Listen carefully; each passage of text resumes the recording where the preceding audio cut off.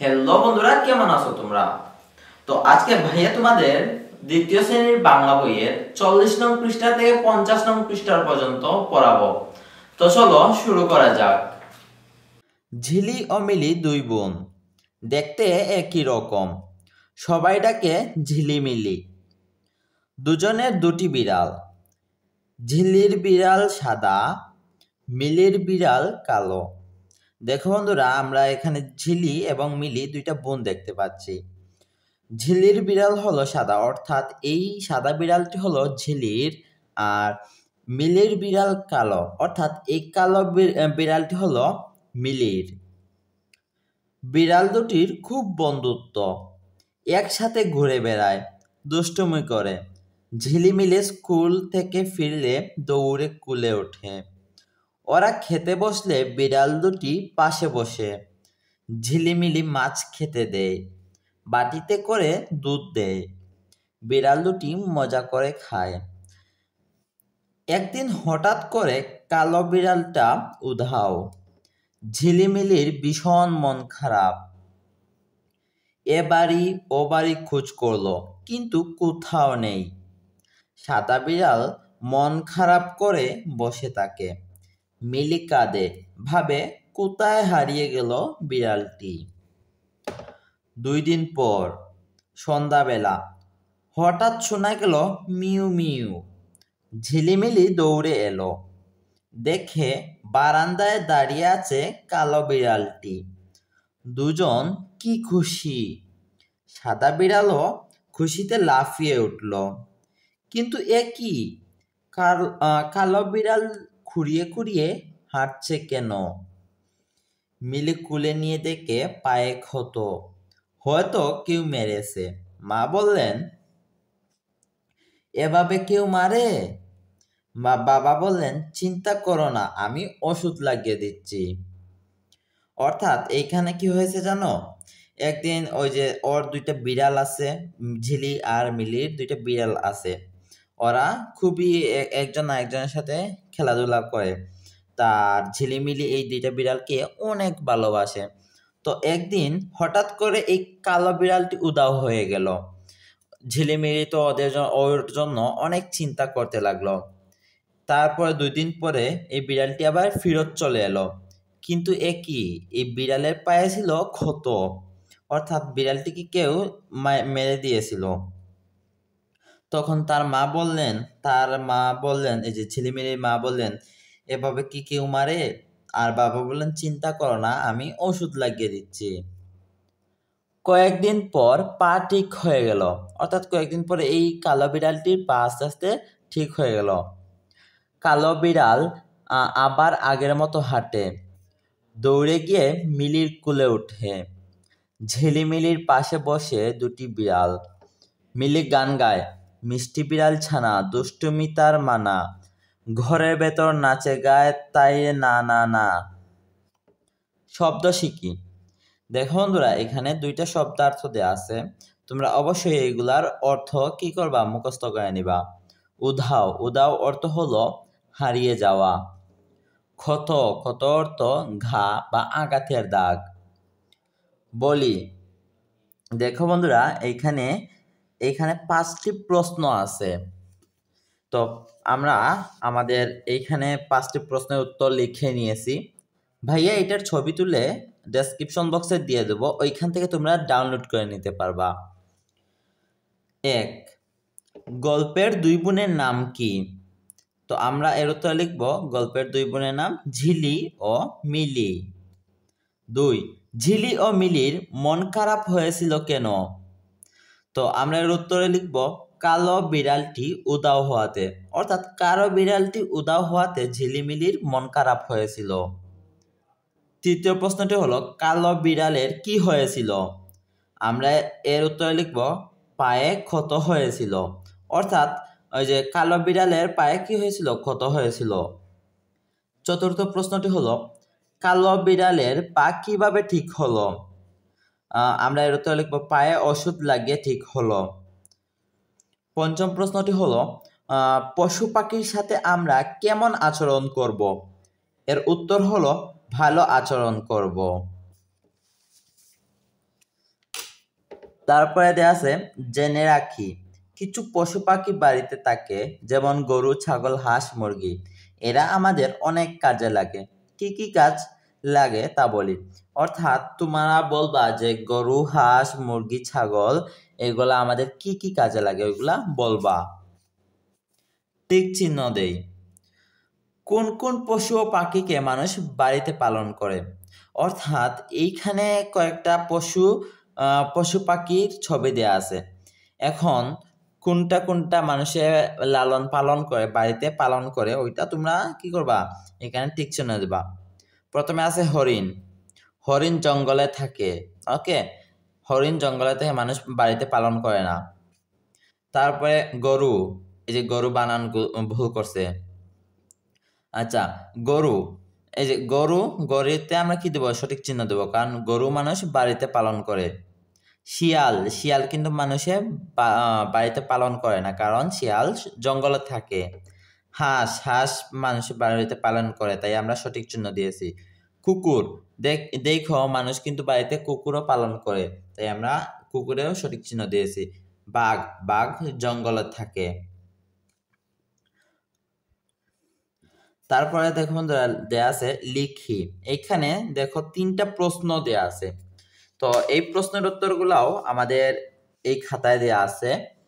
তো প্রথম প্রশ্নটি হলো, ঝিলিমিলি বিড়াল দুটিকে কি খেতে দেয়?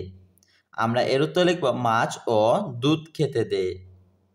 দ্বিতীয় প্রশ্নটি হলো, মিলি কাঁদছিল কেন? এর উত্তর হলো কালো বিড়ালটি হারিয়ে যাওয়ার কারণে। অর্থাৎ কালো বিড়ালটি হারিয়ে যাওয়ার কারণে মিলি কাঁদছিল।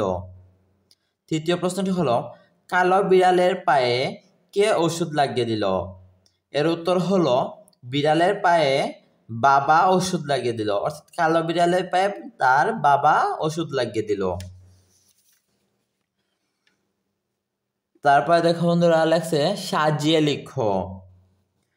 খুব, এই যে এইখানে আছে খুব দুটির বিড়াল বন্ধুত্ব, এইটাকে আমরা সাজিয়ে এখানে লেখছি বিড়াল দুটির খুব বন্ধুত্ব। প্রথমে লেখছি বিড়াল দুটির খুব বন্ধুত্ব।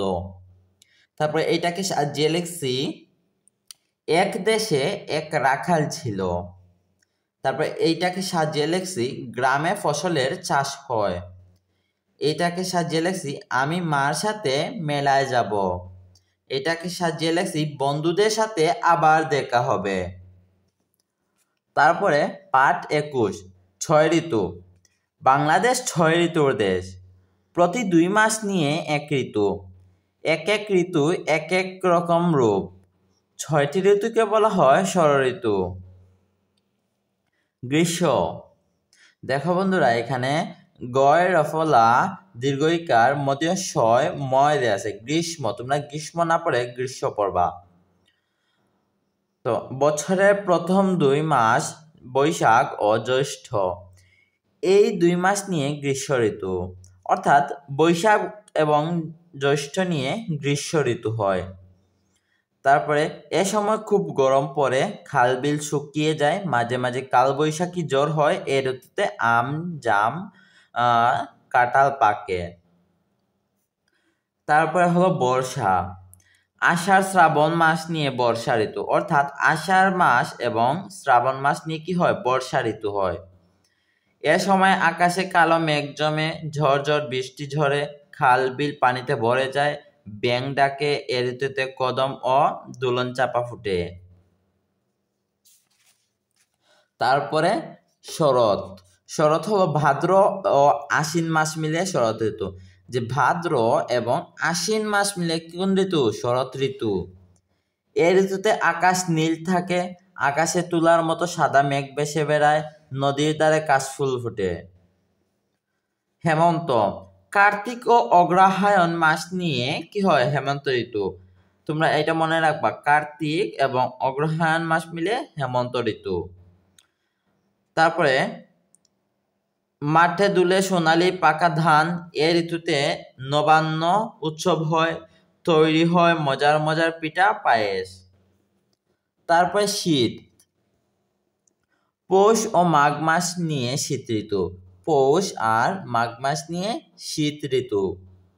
সকাল ভোরে থাকে কুয়াশায়, শীত নামে এ ঋতুতে পাওয়া যায় তাজা সব শাকসবজি।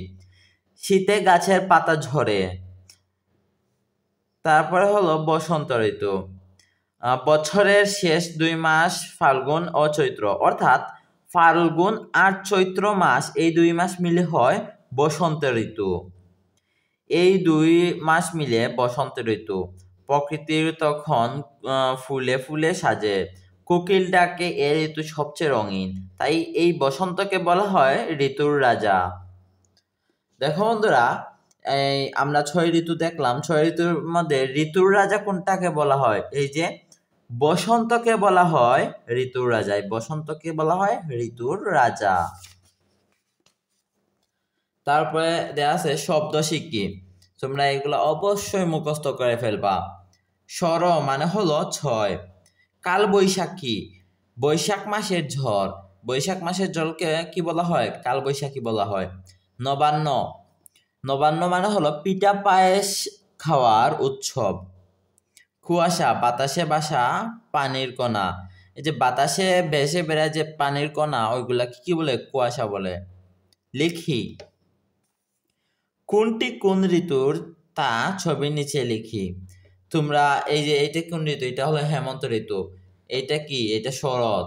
তারপর এটা কি? এটা হলো বসন্ত ঋতু। এটা কি? এটা শীত ঋতু। এই যে আমরা শীতের সময় দেখছিলাম যে খেজুরের, মানুষ কি করে পিঠা খায় খেজুরের রস দিয়ে। তারপর এটা কি? গ্রীষ্ম। গ্রীষ্মের সময় দেখছিলাম অনেক রোদ উঠে। তারপর বর্ষা, বর্ষায় হয় অনেক বৃষ্টি হয়। তারপরে এখানে দেয়া আছে মাস ও ঋতুর নাম লিখি। বৈশাখ ও জ্যৈষ্ঠ এই 2 মাস মিলে হয় গ্রীষ্ম ঋতু। তবে আষাঢ় ও শ্রাবণ এই 2 মাস মিলে হয় বর্ষা ঋতু। ভাদ্র ও আশ্বিন মাস মিলে হয় শরৎ ঋতু। তারপরে কার্তিক ও অগ্রহায়ণ মাস মিলে হয় হেমন্ত ঋতু। পৌষ ও মাঘ এই 2 মাস মিলে হয় শীত ঋতু। ফাল্গুন ও চৈত্র এই 2 মাস মিলে হয় বসন্ত ঋতু। তারপর দেখো বন্ধুরা, এখানে দেয়া আছে কিছু প্রশ্ন দেয়া আছে। তো আমরা অবশ্যই এই যে এই প্রশ্নগুলোর উত্তর আমরা এইখানে লিখে নিয়েছি। তো দেখো, প্রথম প্রশ্নটি হলো কোন ঋতুতে কালবৈশাখী জ্বর হয়? তো এর উত্তর আমরা লিখব যে গ্রীষ্ম ঋতুতে কালবৈশাখী জ্বর হয়। দ্বিতীয় প্রশ্নটি হলো বর্ষাকালে কি কি ফুল ফুটে?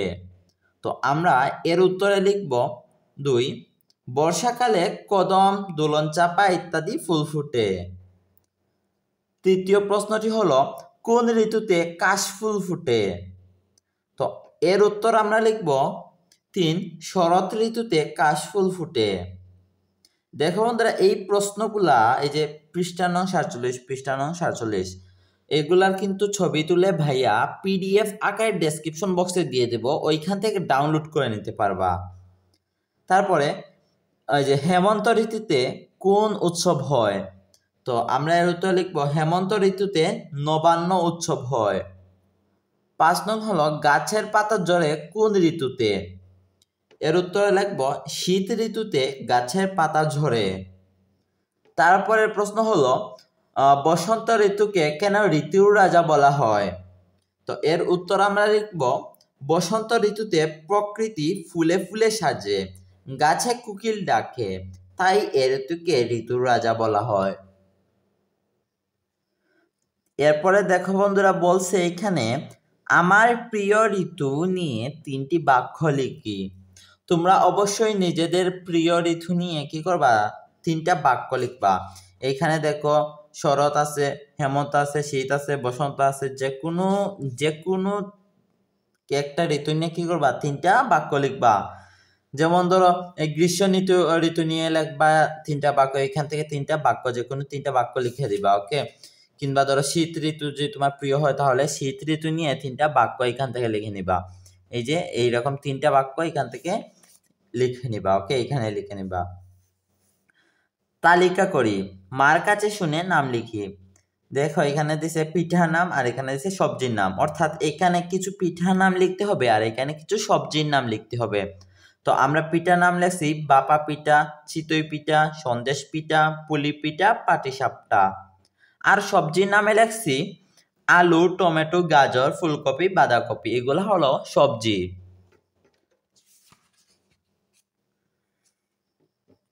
তারপরে দেয়া আছে নববর্ষ।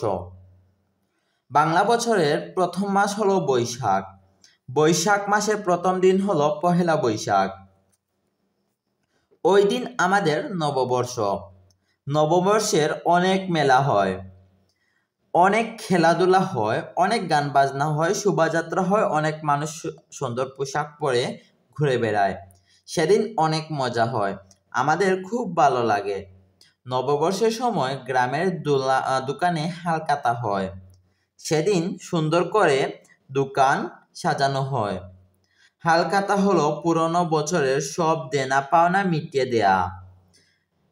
মিটিয়ে দিয়ে সবাই মিলে মিষ্টি, জিলাপি ইত্যাদি খাওয়া। নববর্ষে নদী, হাওর ও বিলে নৌকা বাইচ হয়। তারপরে নৌকা বাইচ হলো নৌকা চালানোর প্রতিযোগিতা। নৌকার মাঝিরা নানা রঙের পোশাক পরে ঢোল বাজিয়ে নৌকা চালায়। নববর্ষে গ্রাম ও শহরে ঘুড়ি ওড়ানোর প্রতিযোগিতা হয়। অনেক রঙের ঘুড়ি আকাশে উড়ে, দেখতে অনেক সুন্দর লাগে। কোথাও ফুটবল, ক্রিকেট, হাডুডু, দাড়িয়াবান্ধা বা লাঠি খেলার আয়োজন হয়। অনেক মানুষ ভিড় করে খেলা দেখে। নদীর ধারে, হাট বাজারের পাশেও ও বড় গাছের নিচে মেলা বসে। সেখানে অনেক কিছু কিনতে পাওয়া যায়। মাটির তৈরি পুতুল, হাতি, ঘোড়া, ফলমূল পাওয়া যায়। বাঁশ ও বেতের তৈরি জিনিস পাওয়া যায়। অনেক রকমের মিষ্টি ও খাবার পাওয়া যায়। নববর্ষের মেলায় নাগরদোলা বসে। ছোট বড় সবাই নাগরদোলায় চড়ে।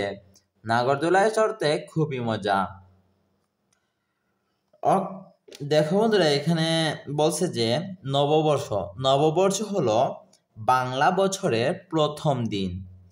বাংলা বছরের অর্থাৎ পহেলা বৈশাখ হলো আমাদের নববর্ষ। এই দিনে আমরা কি করি? এই দিনে দোকানে হালখাতা হয়।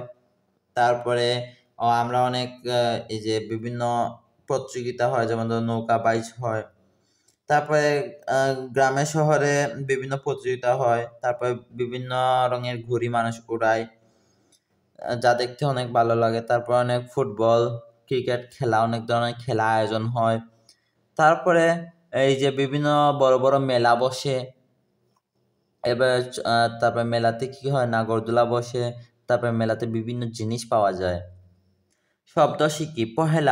পহেলা অর্থ হলো প্রথম, বর্ষ মানে বছর, তারপর নববর্ষ মানে নতুন বছর, হালখাতা মানে পুরনো বছরের দেনা পাওনা মেটানোর উৎসব, নৌকা বাইচ নৌকা চালানোর প্রতিযোগিতা। বলি ও লিখি, আমাদের নববর্ষ কোন দিন? তো দেখো বন্ধুরা, আমাদের নববর্ষ হলো, এই যে ভাইয়া কিন্তু অলরেডি এইগুলার উত্তর লিখে নিয়েছে এখানে। আমাদের নববর্ষ 14ই এপ্রিল। নববর্ষের দিনে সারা দেশে কি কি হয়? নববর্ষের দিনে সারা দেশে উৎসবের আমেজ হয়। শহরে শোভাযাত্রা হয়, গ্রামে মেলা বসে। তো তোমরা প্রথমটার উত্তরে কি লিখবা জানো? এইটার উত্তরে লিখবা আমাদের নববর্ষ কোন দিন। এর উত্তরে লিখবা আমাদের নববর্ষ বাংলা বছরের প্রথম দিনে। ওকে, বাংলা বছরের প্রথম দিনে আমাদের নববর্ষ বাংলা বছরের প্রথম দিনে। এরপরে দেওয়া আছে মেলায় গিয়ে কি কি কিনতে চাই তার একটি তালিকা তৈরি করি। তো মেলায় গিয়ে তুমি কি কি কিনতে চাও ওইটা কি করবা? এখানে লিখে দিবা। ভাইয়া কয়েকটা উদাহরণস্বরূপ কয়েকটা লিখে রাখছি। যেমন ধরো, মাটির পুতুল কিনতে চাও, তারপরে বাঁশি কিনতে চাও, খই কিনতে চাও, লাঠিম কিনতে চাও, খেলনার গাড়ি কিনতে চাও, মাটির ব্যাংক কিনতে চাও। এগুলা ভাইয়া লিখে রাখছি উদাহরণস্বরূপ। তোমরা মেলায় গিয়ে কি কিনতে চাও ওইটা তোমরা এখানে লিখবা। তো বন্ধুরা, আজকে এ পর্যন্তই। যদি ভিডিওটি ভালো লাগে তাহলে অবশ্যই একটা লাইক দিয়ে দিবা। আর যারা এখনো সাবস্ক্রাইব করোনি, এখনই সাবস্ক্রাইব করে ফেলো। আল্লাহ হাফেজ।